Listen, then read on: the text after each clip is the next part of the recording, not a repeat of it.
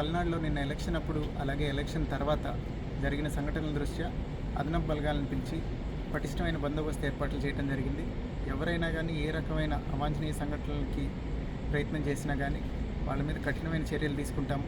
వాళ్ళని వెంటనే అరెస్ట్ చేయటం, అట్లనే వాళ్ళ మీద ప్రివెంటివ్ డిటెన్షన్ కానీ, పీడీ యాక్ట్ లేదా ఎక్స్టర్న్మెంట్ ఇట్లాంటి కఠినమైన చర్యలు తీసుకోవడానికి కూడా ఆదేశాలు వచ్చాయి. అన్ని చోట్ల బలగాలు మోహరించడం జరిగింది.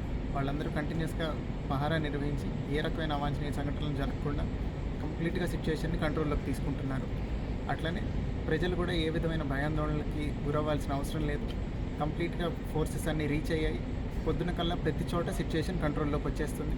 Range IG Sarvashreshtha Tripathi sir కూడా వచ్చి ఇన్స్ట్రక్షన్స్ ఇవ్వడం జరిగింది.